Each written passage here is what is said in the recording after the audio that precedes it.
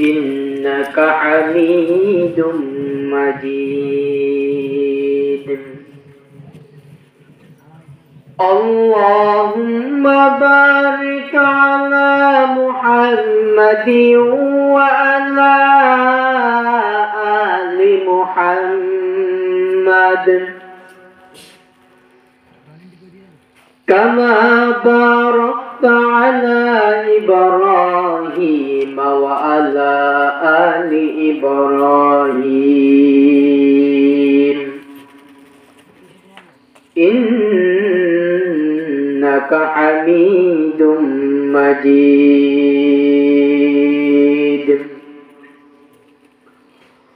سبحانك لا علم لنا إلا ما علمتنا إنك أنت العليم الحكيم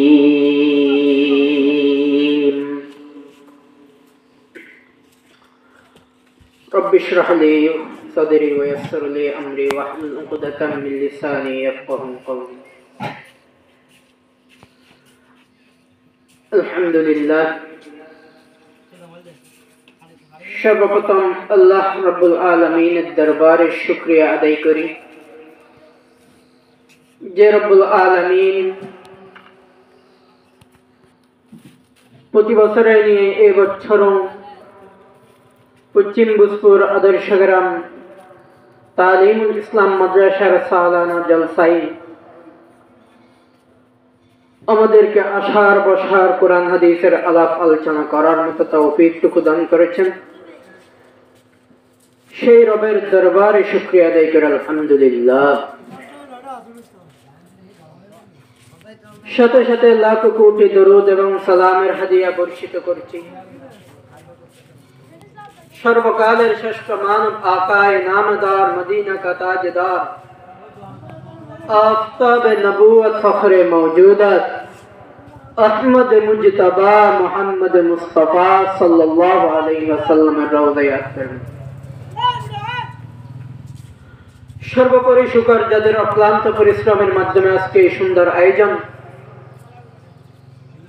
দোয়া করি আল্লাহ পাক রব্বুল আলামিন সকলকে যারা এই মাহফিলের মধ্যে টাকা দিয়া পয়সা দিয়া শ্রম দিয়া সুপরামর্শ দিয়া সহযোগিতা করেছেন আল্লাহ রাব্বুল আলামিন সকলকে ইহকালে শান্তি পরকালে মুক্তির ব্যবস্থা করুক আমিন আমি আপনাদের সম্মুখে কোরআন মাজিদের সূরা তাহরীমের 9 নম্বর আয়াতে কারিমা তিলাওয়াত করেছি এই আয়াতের বিষয়বস্তু হচ্ছে জিহাদ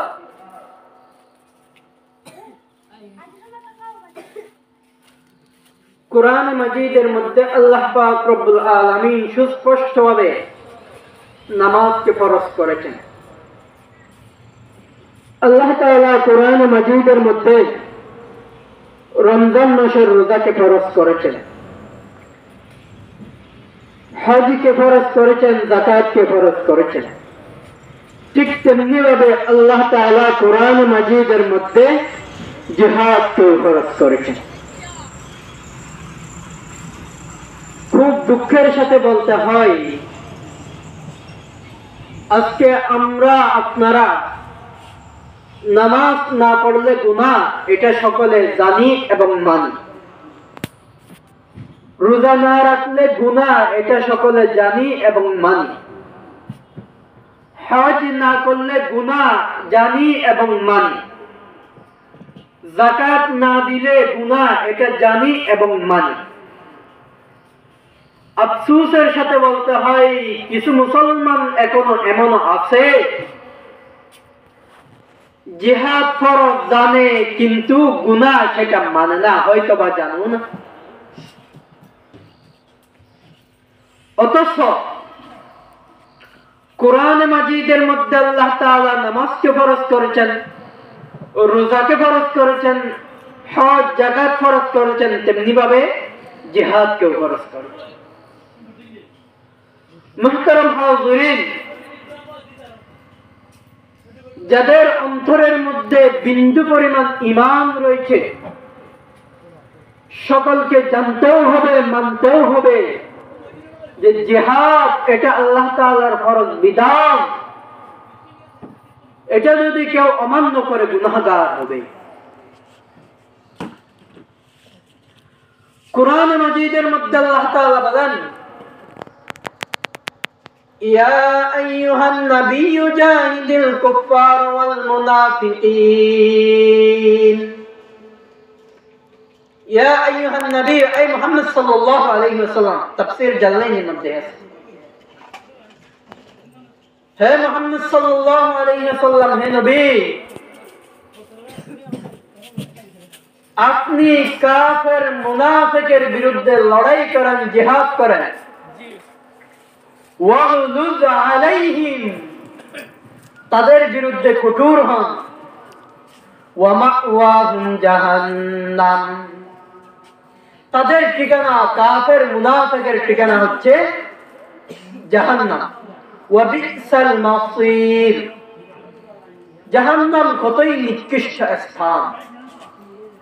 মুহতারাম হাজিরিন, আল্লাহ তাআলা নবীকে বলছেন, নবী কাফের মুনাফিকের বিরুদ্ধে লড়াই করেন, জিহাদ করেন। এই জিহাদের জন্য সাহাবায়ে কেরাম কেমন কষ্ট ত্যাগ স্বীকার করছেন।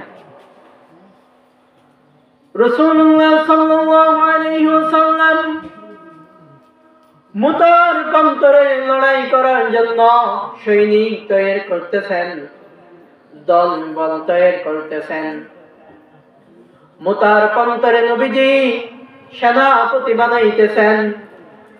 রাসূলুল্লাহ সাল্লাল্লাহু আলাইহি ওয়াসাল্লাম মুতার প্রান্তরে বলেন, আমার পালক পুত্র যায়েদ তুমি কোথায়? যায়েদ রাদিয়াল্লাহু তাআলা আনহুর সাথে সাথে দাঁড়িয়ে গেলেন। দাঁড়িয়ে বলে, ইয়া রাসূলুল্লাহ লাব্বাইক। আল্লাহর নবী বলেন, যায়েদ রে, আজকের এই জিহাদের মধ্যে তুমি হবা প্রধান সেনাপতি। যায়েদ রাদিয়াল্লাহু তাআলা আনহু দাঁড়িয়ে রইলেন।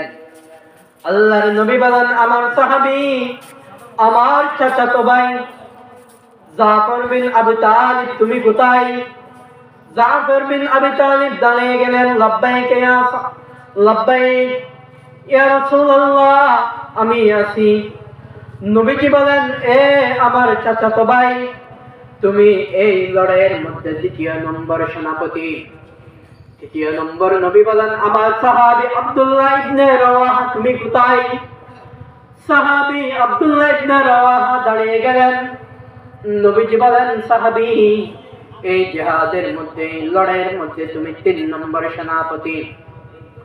রাসূল সাল্লাল্লাহু আলাইহি ওয়াসাল্লাম বলেন, হে আমার সাহাবায়ে কেরাম, এই 3 জন সেনাপতি যদি চলে যায়, শহীদ হয়ে যায়, আল্লাহর জান্নাতের মধ্যে চলে যায়, তাহলে তোমরা 4র্থতম সেনাপতি বানিয়ে নিবা।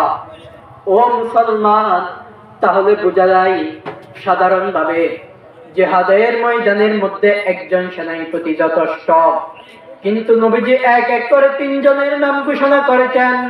তার মানে কারো কোনো বুঝতে কোনো কষ্ট হইল না যে 3 জনের মধ্যে একজনও বেঁচে থাকবেন না, সকলেই 3 জনেই এই জিহাদের ময়দানের মধ্যে শহীদ হয়ে যাবে। জিহাদের ময়দানের মধ্যে সাধারণভাবে সেনাপতি লাগে একজন। রাসূল সাল্লাল্লাহু আলাইহি ওয়াসাল্লাম এক এক করে 3 জনের নাম ঘোষণা করলেন।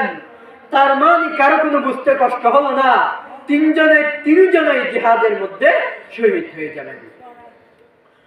রাসূল বলেন, সাহাবায়ে কেরাম, যান আপনারা বাড়ির মধ্যে চলে যান, স্ত্রী সন্তান থেকে চিরবিদায় নিয়ে আসেন। সাহাবায়ে কেরামের মধ্যে রাসূলের পালক পুত্র যায়েদ বলেন, ইয়া রাসূলুল্লাহ, আমি হলাম আপনার পালক পুত্র, আপনি আমাকে আদেশ করেছেন, আমি হলাম আপনার পুত্র, আর আপনি হলেন আমার বাবা।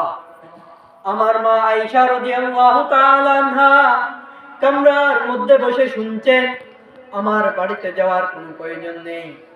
জাফর বিন আবু তালেব বাড়ির মধ্যে চলে গেলেন। স্ত্রীকে ডাক দিয়ে বলেন, প্রাণের স্ত্রী, আমার মাহবুব, আমার মাহবুব, আমার রাসূল আমাকে জিহাদের ময়দানের দ্বিতীয়তম সেনাপতি বানিয়েছেন। ও নবী, ও আমার স্ত্রী, আমি জিহাদের ময়দানের মধ্যে যাইতে হবে। স্ত্রী ডাক দিয়ে বলে, রে প্রাণের স্বামী, আল্লাহর পয়গম্বর আপনাকে জিহাদের সেনাপতি বানিয়েছেন, আমি আপনাকে বারণ করতে পারবো না রে স্বামী।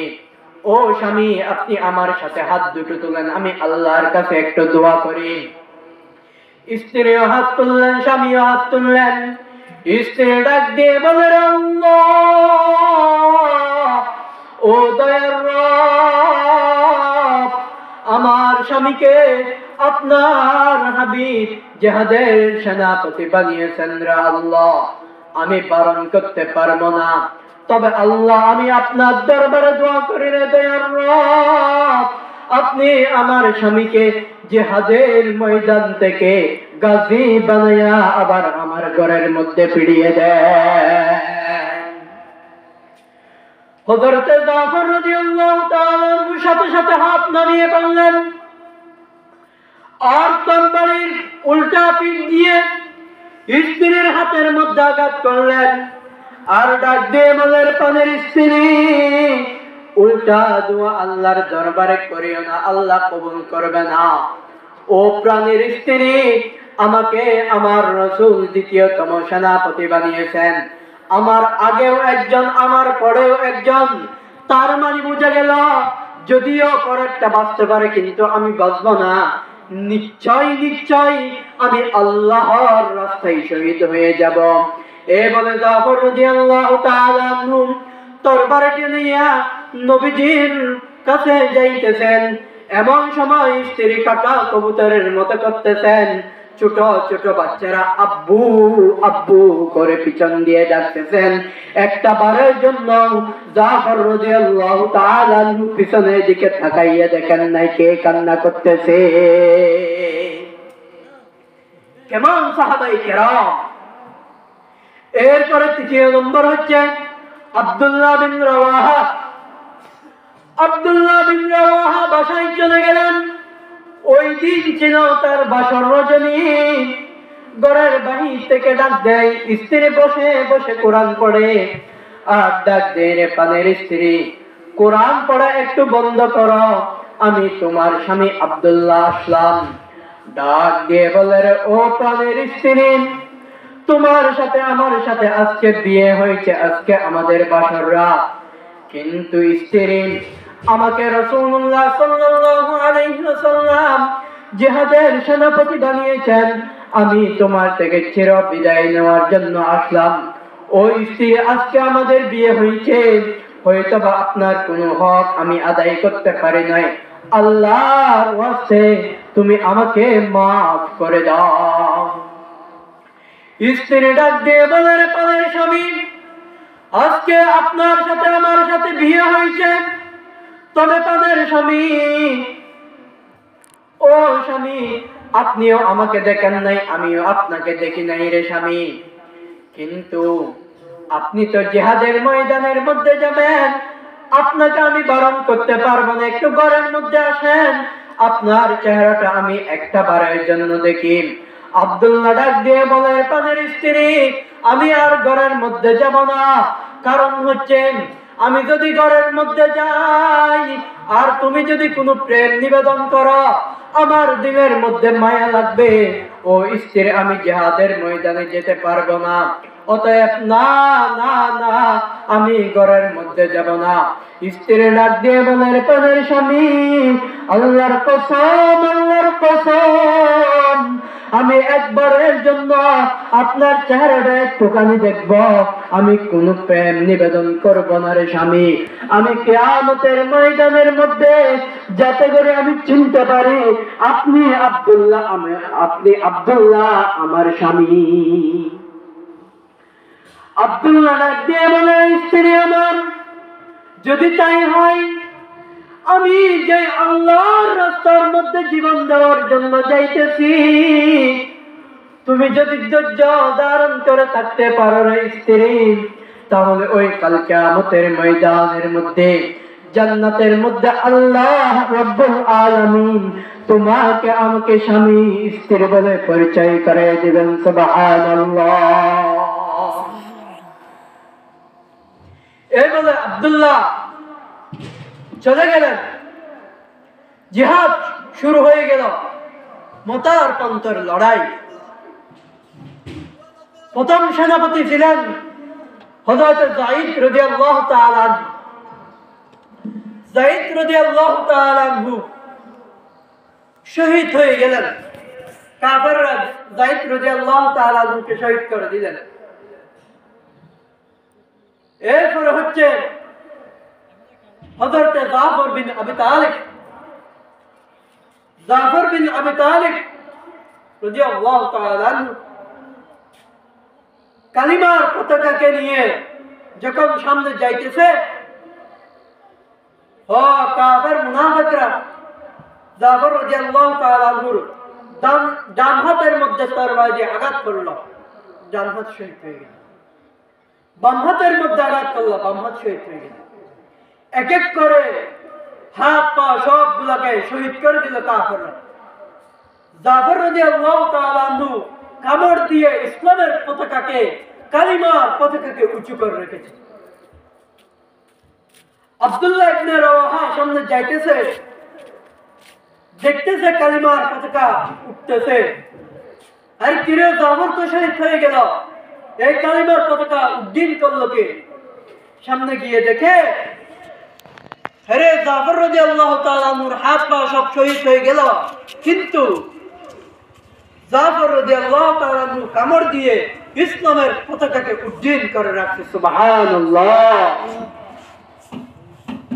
জাফর রাদিয়াল্লাহু তাআলা আনহু আবু উবাইদাকে ডাক দেয়, আবু উবাইদা, আমার মনে হয় আমি এখন শহীদ হয়ে যাব, কারণ আমার নাকের মধ্যে আল্লাহর জান্নাতের ঘ্রাণ পাইতেছি। ও আবু উবাইদা, ও আবু উবাইদা, তুমি আমার পক্ষ থেকে নবীজি দরবারে আখির সালামটা পৌঁছায় দিবেন, আর বলে দিবেন জীবনের শেষ নিঃশ্বাস পর্যন্ত আমি আমার জীবনের সব শক্তি দিয়ে আল্লাহর কালিমার পতাকাকে উড্ডীন করে রেখেছি। জাফর রাদিয়াল্লাহু তাআলা আনহু শহীদ হয়ে গেলেন। রাতের বেলা আবু উবাইদা স্বপ্ন দেখতেছেন, জাফর রাদিয়াল্লাহু তাআলা আনহু জান্নাতের মধ্যে পাখিদের সাথে ঘুরে বেড়াইতেছেন, ফেরেশতাদের সাথে উড়ে বেড়াইতেছেন। আবু উবাইদা জিজ্ঞেস করলেন যে জাফর, আল্লাহ তোমার সাথে কি মুআমালা করেছে, কি রকম আচরণ করেছেন? জাফর রাদিয়াল্লাহু তাআলা বলে, ইয়া আবু উবাইদা, আল্লাহ তাআলা আমাকে বললেন, জাফর আমি তোমার শহীদের মধ্যে খুশি হয়েছি। ও জাফর, তুমি আমার কাছে কি চাও? আমি জাফর বললাম, আল্লাহ, ও আল্লাহ, আমার আর কিছু চাওয়ার নাই রে মালিক। আমি একটা জিনিস চাই, আপনি আমাকে আবার জীবন দিবেন, আমি দুনিয়াতে আবার যাব, কাফেরদের সাথে লড়াই করে আবার শহীদ হব, আবার জীবন দিবেন, আবার শহীদ হব, আবার জীবন দিবেন, আবার শহীদ হব। সাহাবায়ে কেরামের জিহাদের প্রতি তারা কেমন জজবা ছিলেন? আজকে মুসলমান জিহাদ বুঝে না, জিহাদ এটা কি? যেহেতু এই জিহাদ বড় ফজিলত, বড় গুরুত্বপূর্ণ রাস্তা, সেজন্য এই জিহাদ করতে গেলে বহু বাধা বিদ্রোহ আসবে, স্বাভাবিক। যেখানে লাভ সেখানে প্রতিবেশী। আমি তো বলি, মানুষ নামাজ পড়ে জান্নাতে যাওয়ার জন্য, মানুষ রোজা রাখে জান্নাতে যাওয়ার জন্য, মানুষ হজ করে জান্নাতে যাওয়ার জন্য, মানুষ যাকাত দেয় জান্নাতে যাওয়ার জন্য, মানুষ ওয়াজ মাহফিল দেয় জান্নাতে যাওয়ার জন্য, মানুষ নেক আমল করে জান্নাতে যাওয়ার জন্য। আমি বলি, যদি কোনো মুমিন কোন মুসলমান হোক নারী হোক পুরুষ, হোক হক আলেম হক আওয়াম, হক ছাত্র হক শিক্ষক, হক কর্মচারী হক মালিক, যেটাই হোক না কেন, যদি জান্নাতে যাইতে চাই তাহলে জান্নাতে যাওয়ার সর্বোচ্চ সহজ পথ হচ্ছে জিহাদ। মুসলমান যদি জান্নাতে যাইতে চান তাহলে জিহাদের বিকল্প নাই, সোজা মরবেন জান্নাত। কে না চায় জান্নাতে যেতে? মুহতারাম হাজিরিন, বলতেছিলাম এই কাজ করতে গেলে বহু বাধা বিঘ্ন আসবে, স্বাভাবিক। দেখেন একটা ঘটনা শোনাই। উহুদের ময়দানের মধ্যে রাসূল করিম সাল্লাল্লাহু আলাইহি ওয়াসাল্লাম সাহাবায়ে কেরামকে নিয়ে জিহাদ করতেছেন। মুসলমানদের প্রাথমিক বিজয়ের পর যে কোনো একটা ভুলের কারণে মুসলমানদের উপর যখন পরাজয় নেমে আসলো, মুসলমান পরাজয় হইল, তখন এই সুযোগে শয়তান অলিতে গলিতে ছড়িয়ে দিলেন যে মুহাম্মদ সাল্লাল্লাহু আলাইহি ওয়াসাল্লামকে শহীদ করে দেওয়া হয়েছে। এই সুযোগে মুশরিকদের নেতা আবু সুফিয়ান সে চিৎকার করে বলতেছে, উল হুবাল জয় হুবাল জয় হুবাল। খালি মাঠে গুল দিতেছে আবু সুফিয়ান, উল হুবাল জয় হুবাল জয় হুবাল। তাদের হুবাল দেবতার নামে জয়ের দুল দিচ্ছে। এই সময়ে রাসূলুল্লাহ সাল্লাল্লাহু আলাইহি ওয়াসাল্লাম উপস্থিত, নবীর সাহাবীরা উপস্থিত। রাসূল বলেন, এ আমার সাহাবায়ে কেরাম, এখানে আমি নবী উপস্থিত, নবীর সাহাবীরা উপস্থিত, মুশরিকদের নেতা এই মুশরিক এত বড় দুঃসাহস কোথায় পায় যে আল্লাহকে বাদ দিয়ে একটা তাগুতের জয়ের স্লোগান দিবে? এটা তো হতে পারে না। আজিবু, হে আমার সাহাবায়ে কেরামরা, জবাব দিয়ে দাও। তখন সাহাবায়ে কেরামরা জানের পরোয়া করে নাই, মালের পরোয়া করে নাই। আরে তারা জেনে যাবে কি যাবে না, মুহাম্মদ শহীদ হয় নাই, আরে আমাদের কাছে তো মাল নাই, আমাদের কাছে তো অস্ত্র নাই, আমাদের কাছে তো বুলেট বোমা নাই, আরে তারা তো বিজয় হয়েছে, আমরা তো পরাজয় হয়েছি, তারা কি জেনে যাবে কি যাবে না, মুহাম্মদ শহীদ হয় নাই। তখন সাহাবায়ে কেরামরা জানের পরোয়া করে নাই, মালের পরোয়া করে নাই। যখন রাসূল বললেন আজিবু, জবাব দিয়ে দাও, আল্লাহর রাসূলকে উমর রাদিয়াল্লাহু তাআলা বলে বসলেন, ইয়া রাসূলুল্লাহ, ইয়া হাবিবাল্লাহ, শিখিয়ে দিন কি জবাব দিব। আল্লাহ তাআলার নবী মুহাম্মদ সাল্লাল্লাহু আলাইহি ওয়াসাল্লাম শিখিয়ে দিলেন, এই আমার সাহাবী উমর, তাদেরকে জবাব দিয়ে দাও, মুশরিকদেরকে জবাব দিয়ে দাও। এই জমিনের মধ্যে বড় কেউ নেই, এই জমিনের মধ্যে সুপার পাওয়ার কেউ নেই, এই জমিনের মধ্যে নেতা কেউ নেই। এই জমিনের মধ্যে যদি নেতা কেউ থাকে, যদি সুপার পাওয়ার কেউ থাকে, প্রধান কেউ থাকে, একমাত্র আল্লাহ আছে। আল্লাহ আ'লা ওয়া আজল। যদি নেতা কেউ থাকে, সুপার পাওয়ার কেউ থাকে, একমাত্র আল্লাহ আছে। আর তখনো মুশরিকদের নেতা আবু সুফিয়ান বসে থাকে নাই, তাদের বাতিল কথা দিয়ে জবাব দিতে চেষ্টা করছে। সে বলল, ওই মুসলমান, তোরা কিসের যে স্লোগান দিচ্ছিস? তোরা কি জানোস না যে তোরা পরাজয় হয়েছিস? কেন? তোদের কাছে তো কোনো উজ্জা নেই, আমাদের কাছে উজ্জা আছে, যার কারণে আমরা জয়লাভ করেছি। মুশরিকদের নেতা আবু সুফিয়ান বলে, লানাল উজ্জা ওয়ালা উজ্জা লাকুম। আরে তোদের কোন নেতা নেই, তোদের কোন উজ্জা নেই, আমাদের তো উজ্জা আছে। তখন আল্লাহ রাসূল বলেন, ওমর, সাহাবায়ে কেরামরা আজিবু, জবাব দিয়ে দাও। বসে থাকার সময়ে ওমর রাদিয়াল্লাহু তাআলা বলে বসলেন, ইয়া রাসূলুল্লাহ, কি বলে জবাব দিব? আল্লাহর নবী শিখিয়ে দিলেন, আল্লাহু মাওলানা ওয়ালা মাওলা লাকুম। ওরে মুশরিক, শুনে রাখ, তোদের উজ্জা থাকতে পারে, আমাদের কোনো উজ্জা লাগবে না, আমাদের কোনো উজ্জা লাগবে না, আমাদের কোনো হুবল লাগবে না, আমাদের কোনো দেবতা লাগবে না। আল্লাহু মাওলানা ওয়ালা মাওলা লাকুম। সাহাবায়ে কেরাম জবাব দিয়ে দাও, আমাদের উজ্জার দরকার নেই, আমাদের তাগুতের দরকার নেই, আমাদের তো একজন মাওলা আছে। তাহলে নবীর সাহাবীর এই ঘটনা থেকে আমরা কি শিখতে পাই?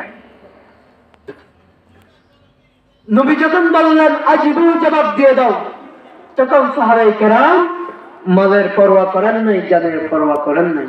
আমরাও এই ঘটনা থেকে শিক্ষা পাই যে যদি কোন তাগুত, কোন বাতিল, কোন মুশরিক আমার নবীর বিরুদ্ধে আচরণ করবে, আমার নবীর শান মান নিয়ে কটূক্তি করবে, দ্বীন ইসলাম নিয়ে চিনিমিনি চলবে, আল্লাহর শান মান নিয়ে বেইজ্জতি করবে, আল্লাহর শান মান নিয়ে চিনিমিনি চলবে, ঠিক তেমনি ভাবে ঈমানের বলে বলিয়ান হয়ে আমরাও জানের পরোয়া করব না, মালের পরোয়া করব না, কাফনে কাপড় মাথায় বেঁধে আমরাও ময়দানের মধ্যে চাপিয়ে পড়ে ওই বাতিল, ওই তাগুত, ওই কাফিরের বিরুদ্ধে লড়াই করে আল্লাহর শান মান মর্যাদা, নবীর শান মান মর্যাদা, দ্বীন ইসলামকে নিয়ে চিনিমিনি খেলা বন্ধ করার জন্য আমরা ময়দানের মধ্যে চাপিয়ে পড়তে হবে। মুহতারাম হাজিরিন, রাসূল সাল্লাল্লাহু আলাইহি ওয়াসাল্লাম কিরকম কষ্ট করেছেন?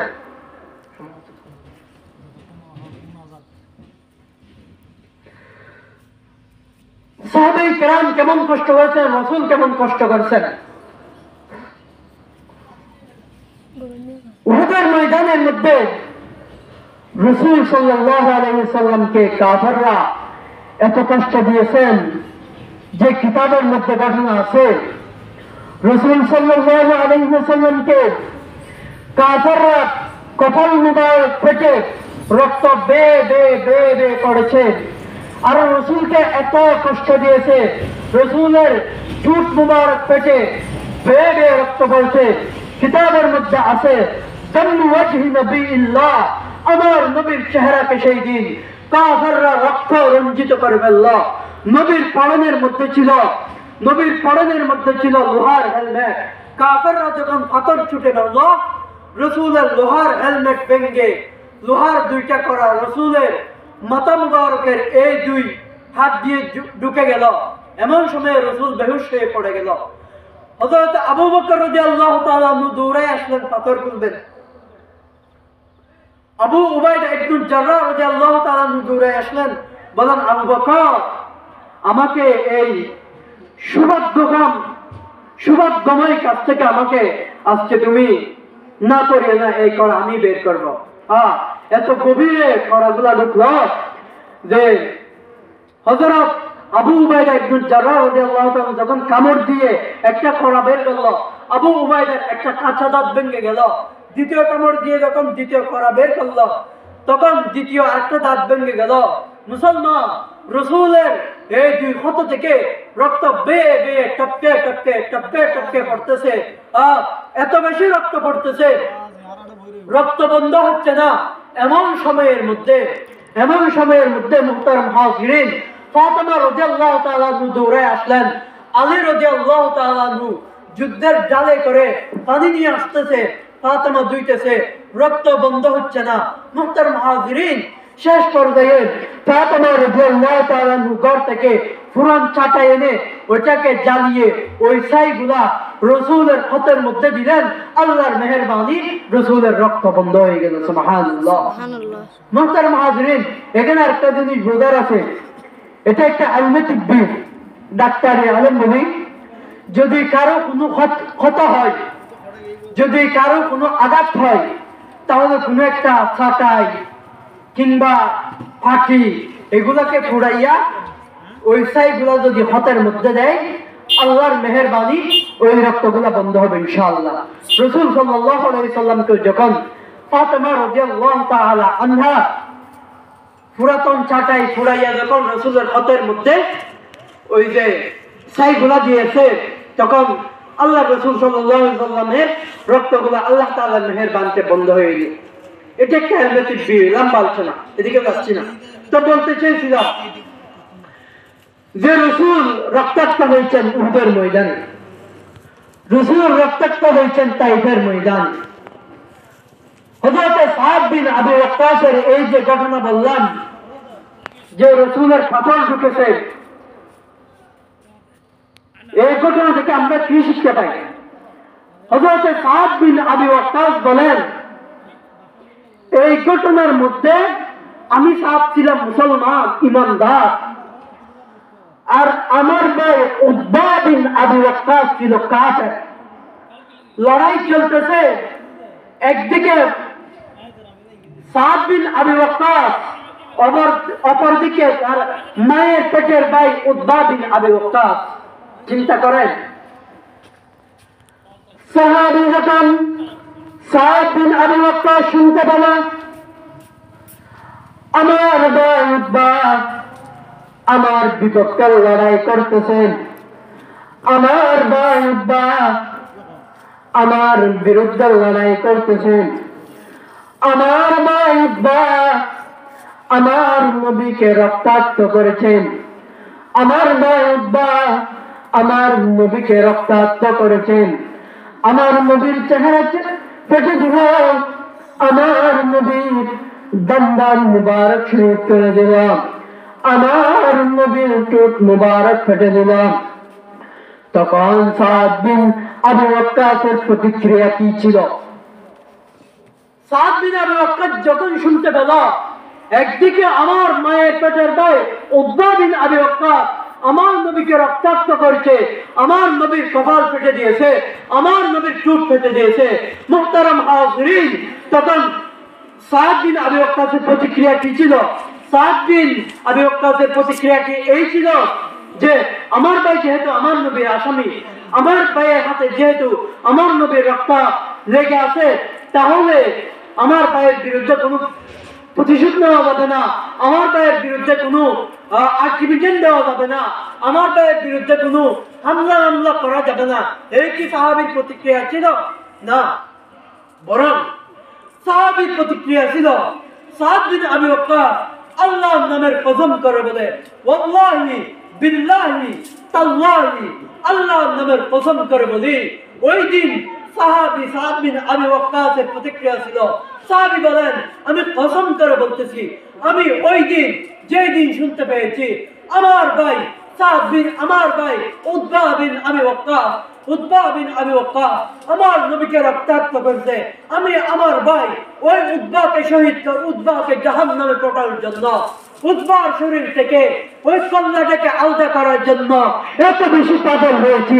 আমার জীবনে আমি কোন কাফেরকে জাহান্নামে পাঠানোর জন্য এত বেশি পাগল হয়ে যায়। মুহতারাম হাজিরিন, এই ঘটনা থেকে আমরা কি শিখতে পাই?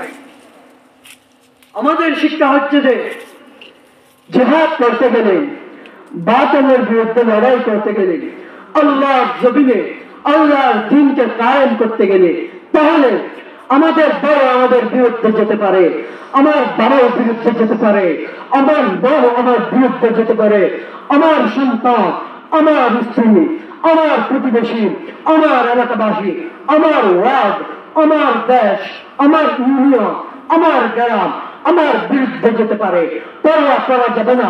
লা তাআতা বিমাখলুকিন ফি মাসিয়াতিল খালিক, আল্লাহকে সন্তুষ্ট করার জন্য কোন মাখলুকের ইতাআত করা যাবে না, আল্লাহর সন্তুষ্টিকে করার জন্য কোন মাখলুকের ইতাআত চলবে না, আল্লাহকে নারাজ করে কোন মাখলুকের ইতাআত চলবে না।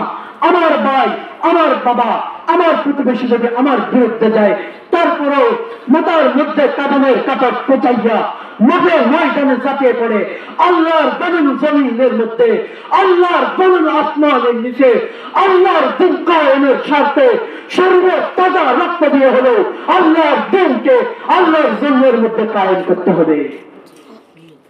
মুহতারাম হাজিরিন, সাহাবায়ে কেরামের কেমন কষ্ট মুজাহাদা স্বীকার করছেন, ছোট্ট একটা উদাহরণ দিই। লম্বা আলোচনা করবো না। হযরত হাবিব রাদিয়াল্লাহু তাআলা আনহুর ঘটনা আপনারা সকলে জানেন। হাবিব রাদিয়াল্লাহু তাআলা আনহু ছিলেন মুসলমানদের সেনাপতি। হাবিব রাদিয়াল্লাহু তাআলা আনহুকে কাফেররা বন্দী করে ফেলল। ওই কাফের নেতা বলল, হাবিব টেনশন নাই তোমার, তোমাকে আমরা বন্দী করলাম, আমাদের দলের সেনাপতি বানিয়ে দেব, শুধুমাত্র ঈমানটা ছেড়ে দাও। হাবিব রাদিয়াল্লাহু তাআলা আনহু বলেন, ওরে কাফের, তুই আমাকে সেনাপতি না যদি বাদশাহে দিয়ে দাও তাহলে ঈমান ছাড়া যাবে না। হাবিব রাদিয়াল্লাহু তাআলা আনহুর এই আওয়াজ শোনার পর কাফের চিন্তা করলো তাহলে তাকে মৃত্যুর ভয় দেখাতে হবে।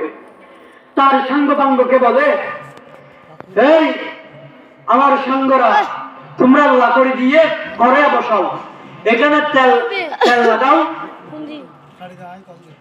তেল দিয়ে তেল যখন টকবক টকবক করে এগুলা সিদ্ধ হবে, হাবিবকে নিয়ে ওখানে জ্বালিয়ে দাও, তেলের মধ্যে সিদ্ধ করা। তখন হাবিব রাদিয়াল্লাহু তাআলা আনহু এই হাবিব রাদিয়াল্লাহু তাআলা আনহুকে তেলের মধ্যে সিদ্ধ করার জন্য আগুন জ্বালাইয়া করিয়া বসাইয়া তেল সিদ্ধ হইতেছে। মুসলমান এটা বড় বড় শহর, একটাবারের জন্য চিন্তা করেন, একটাবারের জন্য চিন্তা করেন, একটা জ্বলন্ত মানুষ জ্বলন্ত সিদ্ধ তেলের মধ্যে সিদ্ধ হবে, একটা টকবগে তেলের মধ্যে সিদ্ধ হবে, তার জীবনটা না কেমন হবে। মুহতারাম হাজরিন, হাবিব রাদিয়াল্লাহু তাআলা আনহুকে কাছে নিয়ে গেল খড়িয়ার মধ্যে। খড়িয়ার কাছে যখন নিয়ে গেল, হাবিব রাদিয়াল্লাহু তাআলা আনহুর তাবাইয়া তাবাইয়া পানি পড়তেছে।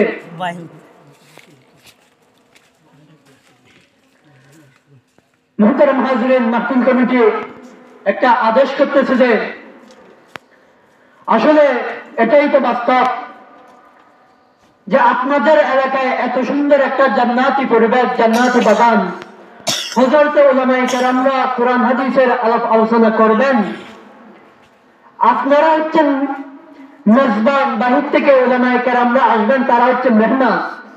আসলে একটা জিনিস তো নিজের কাছেও যে খারাপ লাগে, আমার ঘরের মধ্যে যদি মেহমান আসে আর আমি যদি ঘর থেকে ফালাইয়া দোকানের মধ্যে বসে থাকি বা অন্য কোথাও চলে যাই, মেহমানের কাছে কেমন লাগে। সেজন্য আমি অনুরোধ করব যে আপনাদের এলাকায় কোরআনী পরিবেশ, জান্নাতি পরিবেশে কোরআন হাদিসের আলাপ আলোচনা চলতেছে, অতএব আপনারা ঘোরাফেরা না করে যারা দোকানে ভাড়ে বসে আছেন আপনারা চলে আসেন।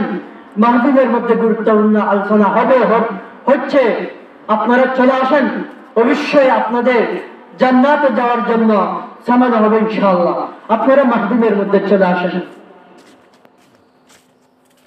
মুহতারাম হাজিরিন, যে কথা বলতে চাইলাম আমি যে হাবিব রাদিয়াল্লাহু তাআলা আনহুকে যখন ওই সিদ্ধ তেলের কড়িয়ার পাশে নিয়ে গেল, হাবিব রাদিয়াল্লাহু তাআলা আনহু কান্না করতেছেন। ও বাদশা চিন্তা করলো, হাবিবকে ক্ষমতার ভয় দেখে লাভ হলো না, জীবনের মায়া লাগতেছে। হাবিব রাদিয়াল্লাহু তাআলা আনহুকে তখন ওই জালিম বলতেছে, হাবিব চিন্তা করার কোনো কারণ নেই, তোমাকে যে অফার দিয়েছি আমার দলের সেনাপতি বানিয়ে নেব, হাবিব তোমার চিন্তার কোনো কারণ নেই, তুমি ঈমানটা ছেড়ে দাও, মুহাম্মদের উপর ঈমানটা ছেড়ে দাও, আল্লাহর উপর ঈমানটা ছেড়ে দাও, এখনো তোমাকে আমার দলের সেনাপতি বানিয়ে নেব। হাবিব রাদিয়াল্লাহু তাআলা ডাক দেয়, ওরে জালেম, আমি তো এই জন্য কান্না করতেছি না যে আমাকে তেলের মধ্যে সিদ্ধ করবি, আর কোনো সমস্যা নাই, আমি কান্না করতেছি এই জন্য, জালেম শুনে রাখ, আল্লাহ আমাকে একটা মাত্র জীবন দিয়েছে, একটা জীবন আমি আল্লাহর রাস্তার মধ্যে শহীদ করতে পারতেছি। আল্লাহ যদি আমাকে 1000 কোটি জীবন দিত, 1000 কোটি জীবনকে আমি এইভাবে তেলের মধ্যে সিদ্ধ হয়ে আল্লাহর রাস্তার মধ্যে শহীদ হইতাম। এই ছিল সাহাবায়ে কেরামের প্রতিক্রিয়া। কথা শেষ বলতে চাইলাম, জিহাদ। আল্লাহ তাআলা বলতেছেন, ইয়া আইয়ুহান নবী জাহিদুল কুফার ওয়াল মুনাফিকিন ওয়াগলুজ আলাইহিম, হে নবী কাফের মুনাফিকের বিরুদ্ধে লড়াই করেন, ওয়াগলুজ আলাইহিম তাদের বিরুদ্ধে কঠোর হন, ওয়া মাওয়াহুম জাহান্নাম তাদের ঠিকানা হচ্ছে জাহান্নাম, ওয়া বিসাল মাসীর জাহান্নাম বড়ই নিকৃষ্ট একটা স্থান। সংক্ষিপ্ত একটা উদাহরণ দিয়ে আলোচনা শেষ। জিহাদ এটা কি ও কেন? অনেকে বুঝি না। জিহাদকে জঙ্গি বলি, জিহাদকে সন্ত্রাসী বলি। না, আমার ভাই, আমার বাবা, আমার চাচা, আমার এলাকাবাসীকে বুঝাইতে হবে জিহাদ হচ্ছে জঙ্গি সন্ত্রাসবাদী। জঙ্গি সন্ত্রাসবাদীকে যে জিনিসে রুখে দাঁড়ায়, যে জিনিস ওই সন্ত্রাসীকে দমন করে, ওই জিনিসের নাম হচ্ছে জিহাদ। জিহাদ কেন? আল্লাহর জমিনে আল্লাহর দ্বীনকে কায়েম করার জন্য হচ্ছে জিহাদ। জিহাদ কি? একটা উদাহরণ। মানব দেহের মধ্যে একটা রোগ, একটা অসুখ হয়, সেটার নাম হচ্ছে ক্যান্সার। যখন কোনো মানুষের শরীরের মধ্যে ক্যান্সার ধরা পড়ে, তার সফল চিকিৎসা হচ্ছে ওই মানুষকে বাঁচানোর জন্য ওই মানুষের যে অঙ্গের মধ্যে ক্যান্সার নামের রোগটা ধরা পড়ছে, ওই অঙ্গটা অপারেশন করা হচ্ছে সফল চিকিৎসা। ঠিক তেমনি ভাবে এই জমিনের মধ্যে, ইসলামের এই রাষ্ট্রের মধ্যে কাদিয়ানির মতো ক্যান্সার ধরা পড়ছে। এই জমিনের মধ্যে সাদিয়ানির মতো ক্যান্সার ধরা পড়ছে। এই জমিনের মধ্যে সন্ত্রাসীদের মতো ক্যান্সার ধরা পড়ছে। এই জমিনের মধ্যে বাতিলের মতো ক্যান্সার ধরা পড়ছে। ওই ক্যান্সার গুলাকে যেই জিনিস পতন করবে, ওই ক্যান্সার গুলাকে যেই জিনিস পতন করবে, এই জিনিসের নাম হচ্ছে জিহাদ। মুহতারাম হাজিরিন, কারো কোনো বুঝতে কষ্ট নেই। আল্লাহর জমিন, আল্লাহর আসমান, আল্লাহর আকাশ, আল্লাহর বাতাস, এখানে হুকুম চলবে আল্লাহ, এখানে বিধান চলবে আল্লাহ। কোরআন দিয়ে চলবে সংবিধান। আর কোনো তাগুত, কোনো বাতিলের পরোয়া করা যাবে না, কোনো বাতিলের অনুগত্য করা যাবে না। যেহেতু জমিনের মালিক আল্লাহ, যেহেতু আসমানের মালিক আল্লাহ, অতএব আসমান জমিনের মধ্যেও হুকুম চলবে আল্লাহ। আল্লাহ তাআলা আমাদের সকলকে বাস্তব জিহাদ কি, কেন, এটা বুঝার মতো এবং আমাদেরকে মুজাহিদ হিসাবে আল্লাহ তাআলা কবুল করুন। ওয়া আলাইনা ইল্লাল বালাগ। আল্লাহ তাআলা আমাদের সকলকে সহিহ কথা মতে আমল করার তৌফিক দান করুন। আসসালামু আলাইকুম ওয়া রাহমাতুল্লাহ।